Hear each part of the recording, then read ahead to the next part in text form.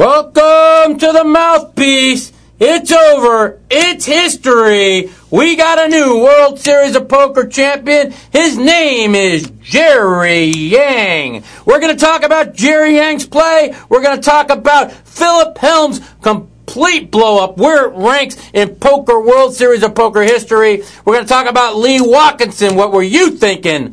We're going to talk about my run for the cup. And we're going to talk about my hand of the week on the mouth.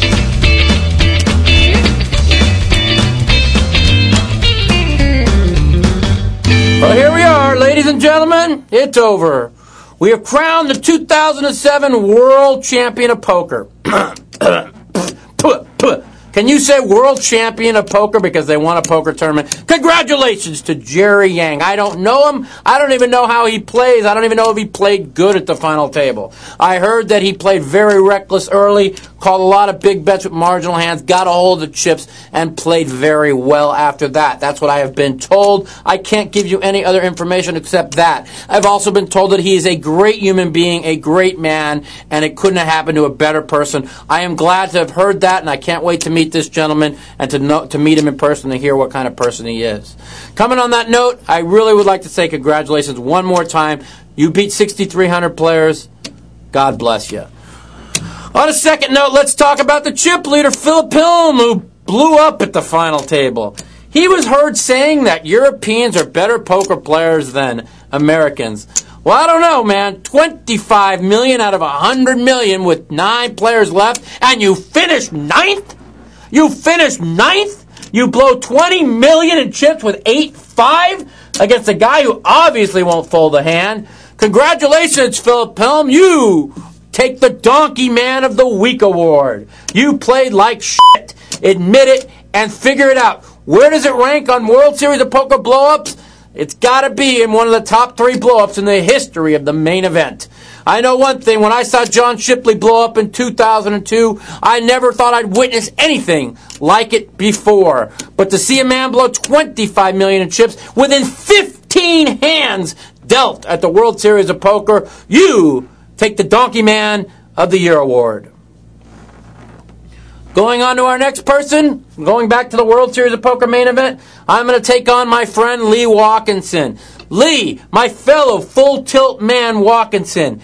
Lots of experience, over $1 million cashed in his lifetime. What are you thinking with A7? Didn't the guy already prove he's not folding anything? What? You don't want to be run over? Well, let's see. A seasoned pro knows that you smooth call in position to stop from getting run over. You put your tournament on the line with A7 offsuit. Pick 6-3 offsuit. You know if they call with an ace, you're dead. You completely grenaded. You pick up the second Donkey Man of the Week award. I'm disappointed in you. Full Tilt's disappointed in you. I still love you, but you gotta just say to yourself, fuck, I fucked up. Well, for all you out there, if you haven't heard by now, I made a big run at the Bellagio Cup, finishing 2nd place to Kevin Saul. I want to congratulate Kevin. He went wire to wire in this tournament. He really, if I'm not mistaken, becomes probably the first person since Stewie Younger in '97 to go in a $10,000 tournament wire to wire. I haven't seen it, and I'm not even sure if Stewie led after that day 1. I know he led the last 3 days he led. So congratulations on somebody to go wire to wire. It probably will never be done again. It was something that people won't see much of. As you all know, I got 2nd to Kevin. I really believe I played the 4 best days of poker I played since the 05 World Series. I went into the tournament, like I told you all last week, that good things were going to happen. Last week I told you on Thursday after day 1 it was the best day of poker I felt I had ever played, and that hopefully good things were going to come out of it, that I had a good feeling, and good things did come out of it. I carried that day 1 into day 2, into day 3, and really felt that I played great poker day 2, 3, and 4. You know, the final table, it started off great. I built my chip stacks to 3.6 million. I took the chip lead, and as Kevin was unfolding before our very eyes on full-blown tilt, I truly believed there was nobody going to beat me. As it turns out, my good friend Shane Shagler, a.k.a. Idiot, also known as moron, also known as complete meltdown psychotic fool, decided to give Kevin and double him up with ace-10 on a no-pair, no-draw flop. And then he decided to double him up again with ace-6 against ace-jack. And the bottom line was this. He kept coming after Kevin. For what reason, I don't know. I guess I heard they have a history online together.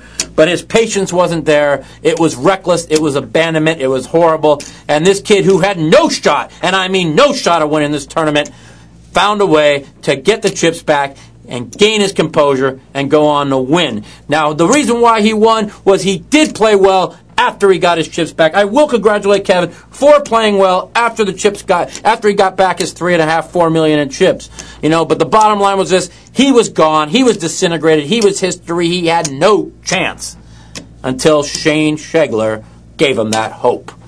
Now, also on a note, I want to talk about the fact that you know, I really was card dead. I mean, I just never had a hand after I got the $3.6 million. We were playing deep stack poker, 20, 40,000 blinds. I really felt I could have played forever. I played the way deep stack poker is supposed to be played, nice and patiently, and waiting and picking my spots. And I had these kids, aggressive and maniacs, playing deep stack. So I had them right where I wanted them, and it wasn't meant to be. I finally worked my way up to second place.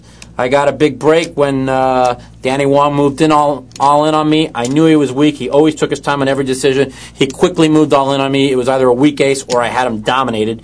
I made the call with King Jack. It ends up being a weak ace where I was about 50-50. I won that flip and got myself $2.5 million head up against Kevin. All right, ladies and gentlemen, my hand of the week brought to you by Pro Player. Everybody out there, drink Pro Player. Pro Player is brought to you by the Hand of the Week.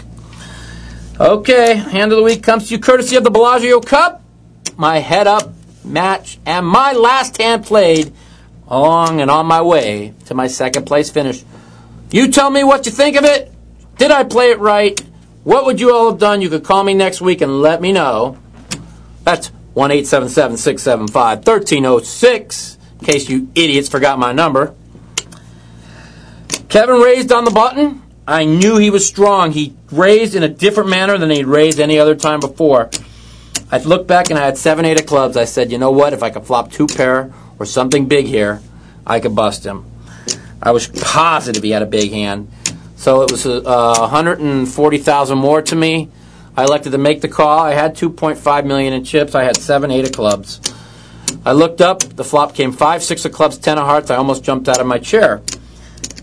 I checked to Kevin, and Kevin goes, oh, I wish blah, blah, blah was here. I forgot his name now. That was his best friend. He kept saying, wanting to wait to end it, he kept saying, until his friend got there. So he basically told me my hand is huge. I said, well, you ain't going to make it to your friend. You'll have plenty of time to make it till your friend gets here. And I said, I'm all in, and he insta-called as I flopped the open-end straight flush draw. He didn't like when my hand got turned over because he knew he was behind, even though he had the best hand. He started holding his head. You know, he thought he had me dominated, and all of a sudden I watched him. He was pretty panicked, you know, and I was pretty happy. I was really shocked. You know, I expected it to come. I've been saying all along I was going to win the tournament, and it came lo and behold, the 3 of diamonds on the turn and the king on the river. But even when the 3 came on the turn, I still thought I was going to win. It just didn't work out for me, and I want you guys to let me know. Do you think I did the right job shoving? Do you think I did the right job calling pre-flop, looking to catch a big flop against him when I am more of a seasoned professional and maybe could outplay him a little bit on the flop?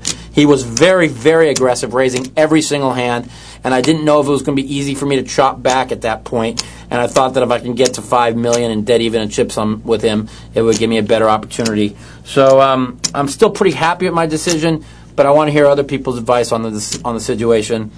Let me know. 1-877-675-1306. I expect phone calls on the Mouthpiece next week.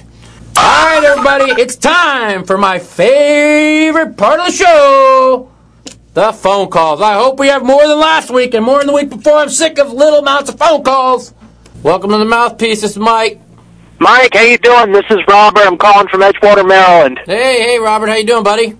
Not bad, sir. First off, congratulations on your performance at the Bellagio. Sorry you couldn't go one step further, but Yeah, not bad after the World Series, right? Yeah, it was. I had no plans really even of playing the tournament. It was. I was so mad at how bad I played the main event that I punished myself by going down to Bellagio, and I really wanted to play well, and I played probably 4 days of the best poker I have in a couple of years, and unfortunately it didn't come out on top. But I guess you punished yourself by shoving about $400,000 or $500,000 in your lap. Yeah. I wish I could play good like that all the time. I wish I could be upset and get myself motivated like that all the time. But this was good for me, and it puts an end to what I felt was a really well played World Series for me. I just kept coming up on the short end of the stick, and now I finally got a little bit of a reward. But I'm pretty happy with it now as I look back. Sounds good. I got a question for you. Speaking of the World Poker Tour, what is the latest? Last I heard, there was this lawsuit by Greg Raymer and Andy Block and Howard Leder, among others, against the World Poker Tour, some sort of antitrust claim, and that they filed a motion for summary judgment. Yep. My question is, what's the latest on that? Has a ruling been made on that motion, and what are your thoughts on the matter in general? The latest I heard was that they were trying to reach some settlement, and that they didn't want it to go to court. I don't know much about it. The only beef I really had with the World Poker Tour was the structures, which they fixed, and the structures were so great at the last final table that I think the World Poker Tour is going to have a big season for top-notch professionals. And I really haven't heard anything really about it. My take on the situation was, even if I thought they might have been right, I didn't feel it was a time to take it to that level, so I didn't get involved. So I really don't have an opinion on the matter. Sounds good. Well, anyway, again, congrats on the Bellagio. Hope you finish. Hope you have a good second half of the year. If it's as good as the first half, I'll be happy. So far, it's been a pretty good 07. That's good. All right, take care. Take care, buddy. Bye-bye. Bye-bye. Welcome to the Mouthpiece. It's Mike. Mike. Yep. This is Kevin from your MySpace page. How you doing? Hey, Kevin. How you doing, buddy? Pretty good. Laid up, but you know how it goes. Yeah. What's been up? All right. I do have a legitimate couple of questions for you, though. You get one. Okay. One will do. Well, do you ever play the satellite tournaments to get into a big tournament, and what kind of strategies do you employ? I used to play satellites a lot before I had sponsors that put me in, and satellites I used to do really well at. Actually, I used to probably win 50% of them, maybe even 40%. At least 50% of them. So it was always positive EV for me. The satellites are good if you're a good all-around poker player. Okay. I just wondered. I mean, did you do anything special in them? Play really aggressively, hyper aggressive. Best way to play satellites is real tight till like three. They started 10-handed till like 4 people went out. You get to 6-handed. You get aggressive in the middle, and it depends on how many chips you got, and then kind of chop them away head up. So nobody understands, like in a 10-handed satellite, you always play really, really tight till like 4 people are out, and then you make your move. So that's how I always played, and I always did well. Because I'll hopefully hit a couple of those when Caesars makes it back to Indiana in October. So. Well, let's hope so. Well, I appreciate the call, man. Call anytime. All right, appreciate it, Mike. You got it, bud. Ho, ho, ho, and a bottle of rum. Welcome to the Mouthpiece. Hey, Mike, what's up? What it be, bro? Dude, I want to congratulate you on your second place at the Bellagio Cup there. Second place sucks.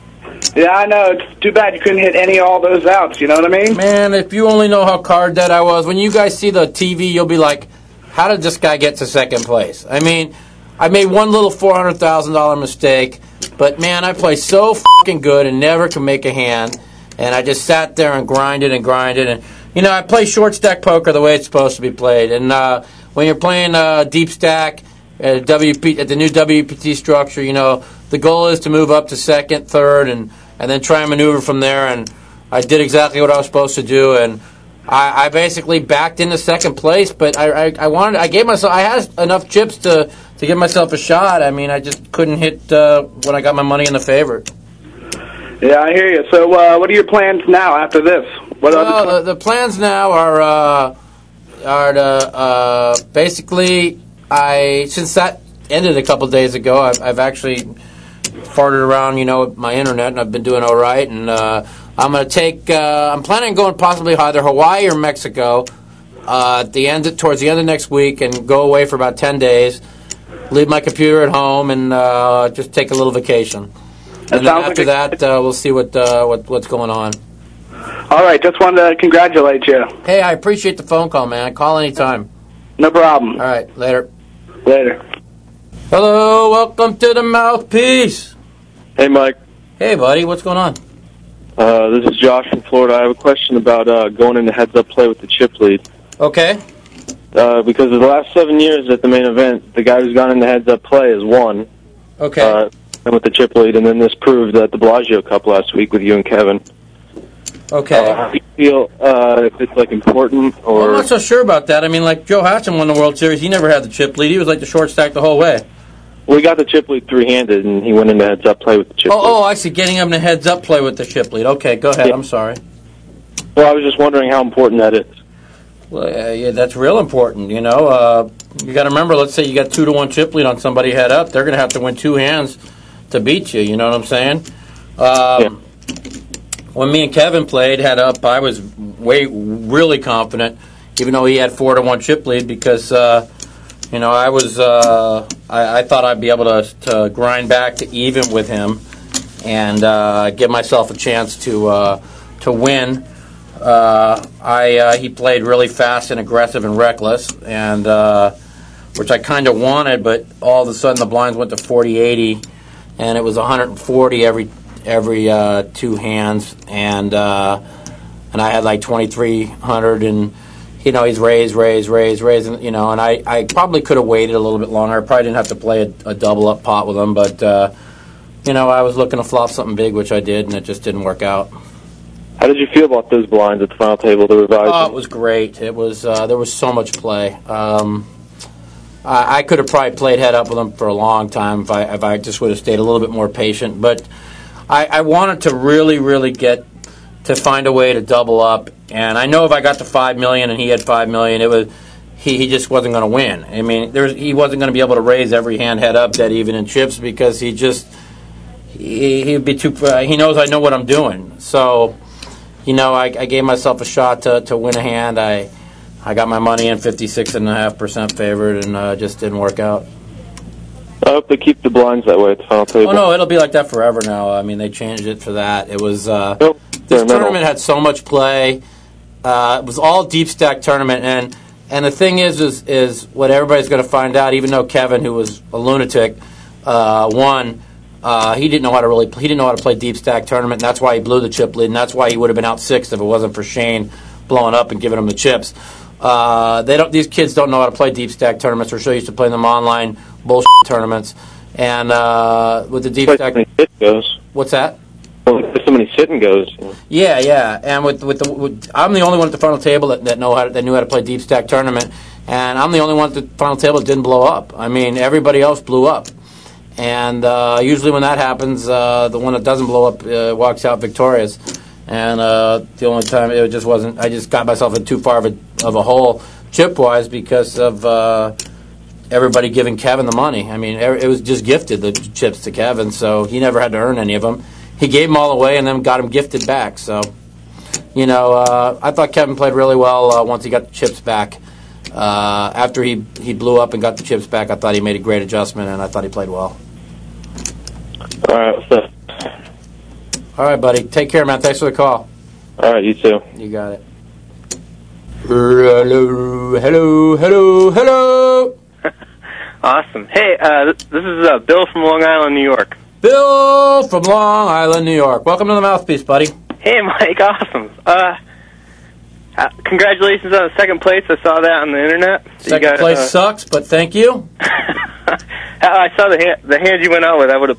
I might have pushed on that too, I think. Yeah, there ain't nobody would not go broke there. It's just, what can you do? It was a good finish to the World Series. I felt like I played the main event, like I said, pretty bad, and I redeemed myself a little bit for that. And it sucks I didn't win, but what can you do? I played good. Yeah, you played. It looks like you played good. Mike, I got a question. I watched 3 World Series shows on ESPN now. That's 3 more than I've watched. I haven't recognized anybody. That's, like I said, 3 more than I've watched. Well, Yeah. you know, it's hard to recognize anybody, but they had really bad blind structures. Yeah. And when you got deep, it didn't matter who was in. I mean, it just became who caught lucky late. So you're going to see a lot of everybody's going to be different, you know. The main event had it was a really good structure, but, you know, it was so many people. You know how that works out. Yeah. So what is poker changing?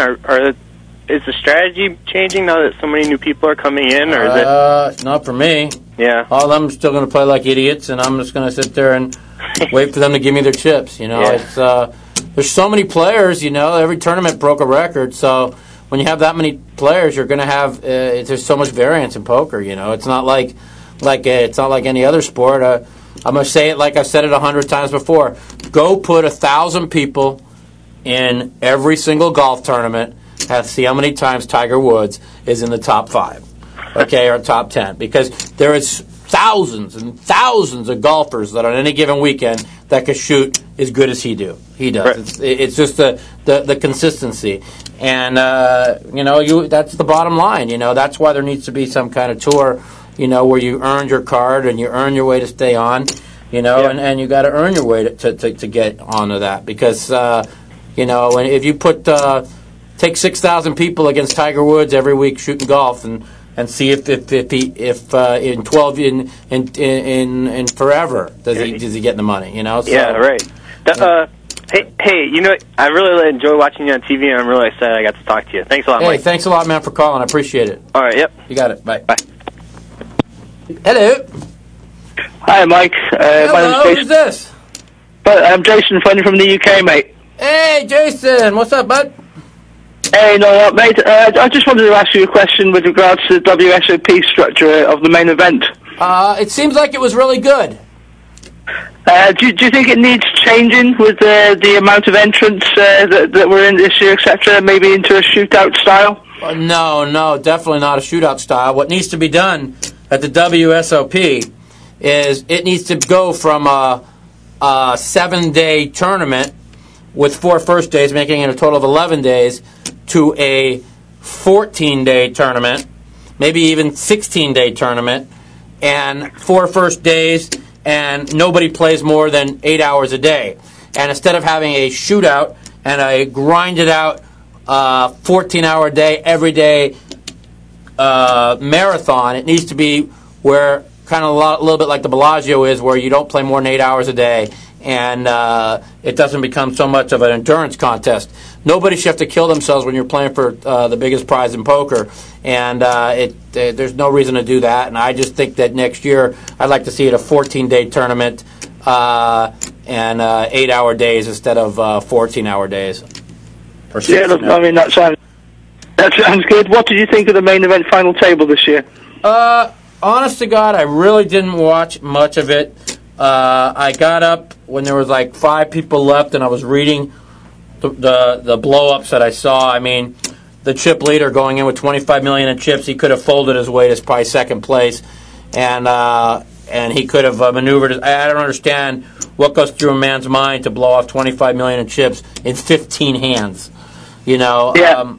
And then I was real disappointed with Lee Watkinson's play.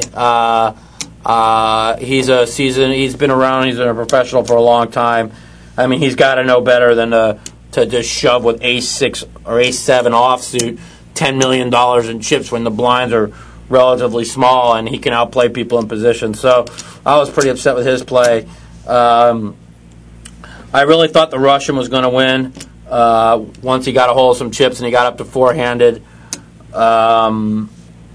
He just didn't win a coin flip, and he pushed against a guy that doesn't fold any pair. And from what I saw, the guy who won really didn't have that much experience.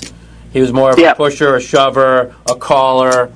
From what I heard and from what I've seen, he doesn't seem like that great of a player. But I'll also say that he seems like a very good human being and a very good person, and that is good for poker.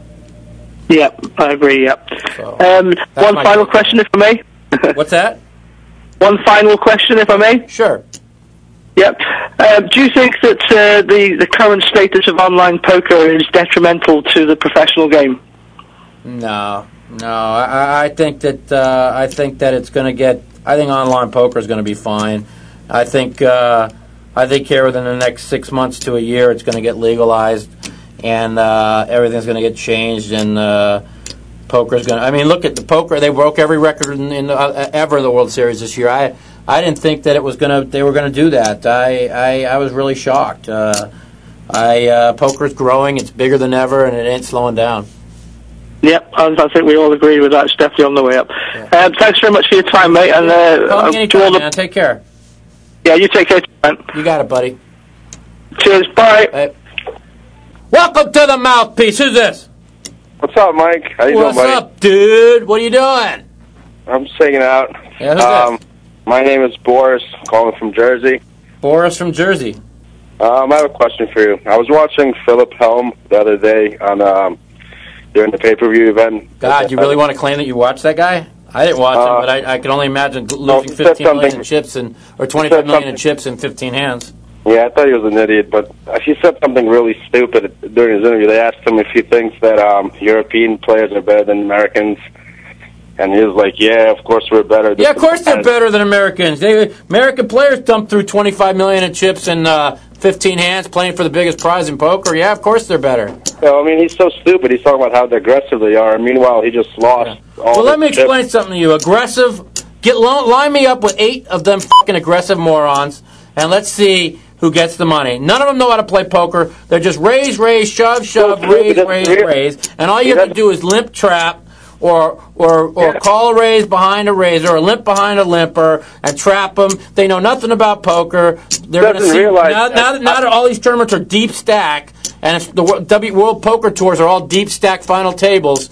We're going to see how good these Europeans are. Yeah. Obviously, we have a lot of donkeys here because 1 out of 2 American males plays poker. It's so obvious we're going to have a lot of bad players. But per capita, you can't even come close. American player. Well, first of all, there ain't many people that even know how to play. But the ones that do know how to play, I mean, the ones I respect the most are all Americans, and I'll stake the top 5 American no limit hold'em players against any 5 that they want to pick or any 10 they want to pick.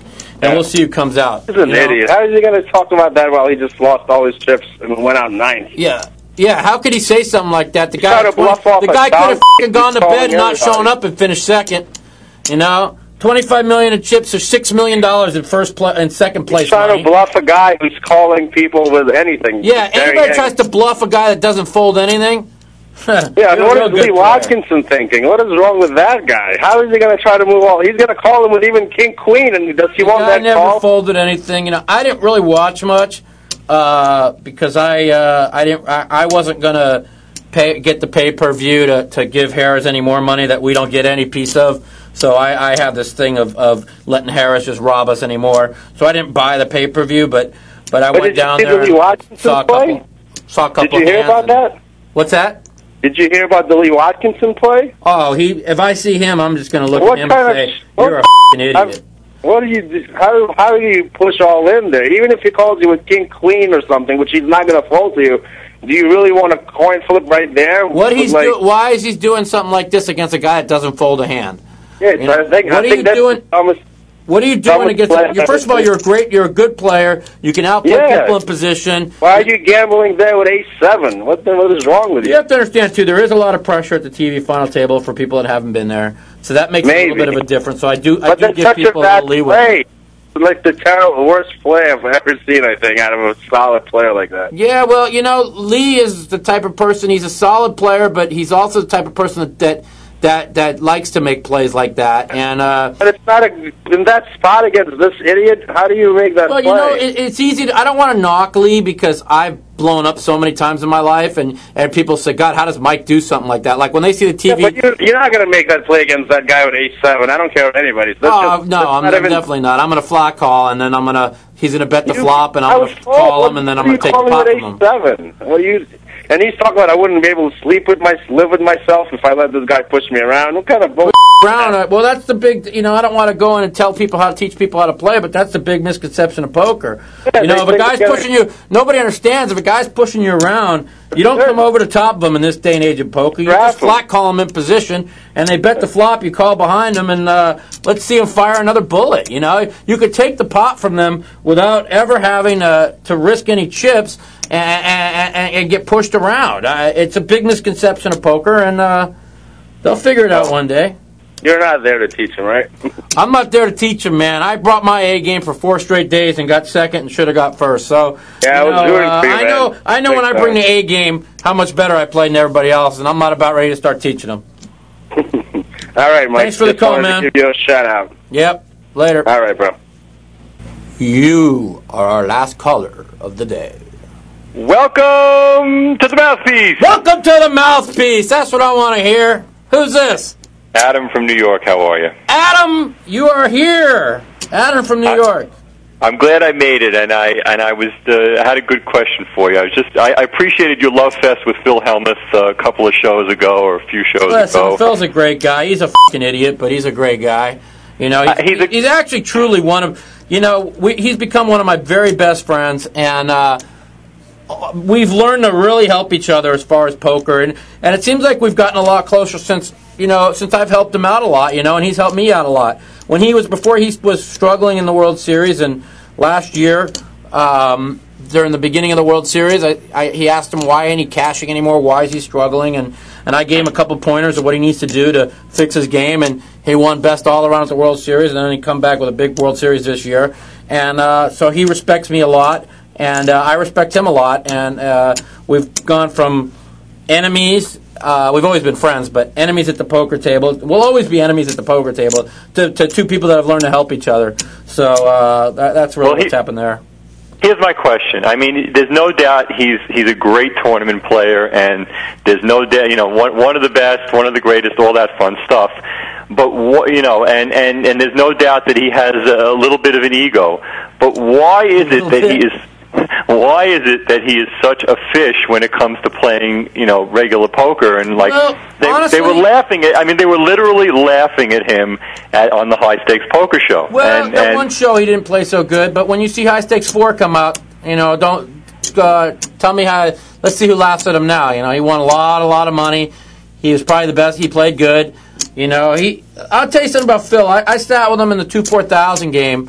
High game about 2 months ago. It was right after we got done filming High Stakes 4, and we both won a lot of money. We went into 2-4,000 mixed game, and he played perfect. And I'd never seen Phil play perfect. So I think that Phil has got a big misconception about how bad he plays. I think that he plays. I think that if he really wants to play, he can. And I never thought much of his cash games either, and I used to make fun of him. But after watching him play, he played really well, and I think he's sick of everybody knocking him how bad he plays cash games, and now I think he's trying a lot harder, and I think, now that his ego's getting bruised a little bit, he's playing a lot better. But there's such a difference in watching a player, and of course I've never have played with these guys, and they would crush me, of course. But watching on TV in high stakes poker, for instance, right. Watching the difference between a Barry Greenstein and a Phil Hellmuth in just professionalism and all that fun stuff, and it just looks like he has no chance with these guys. Well, you play no limit hold'em, and I'll put Phil up against anybody.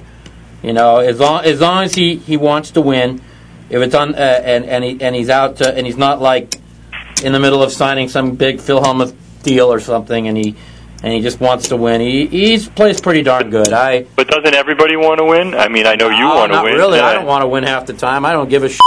I need to be broke and down and out to have to play good to win. So, a lot of people, when they got a lot of money, they don't give a shit if they win or lose. So, it's kind of tough to be motivated, and just like this last tournament, I got second, and I was pissed how bad I played the main event, so I motivated myself to play good, and I did good. Okay. All right, buddy. Well, thanks for the call. I appreciate you taking the call and love the show. So call me anytime, man. Take care. Later. That's about it, ladies and gentlemen. You've been here with me, Mike The Mouth Matusow, for another episode of the Mouthpiece. The World Series is history. Thank you. Thank God it's over. The Bellagio Cup, it's history. I'm history. We're history. See y'all later.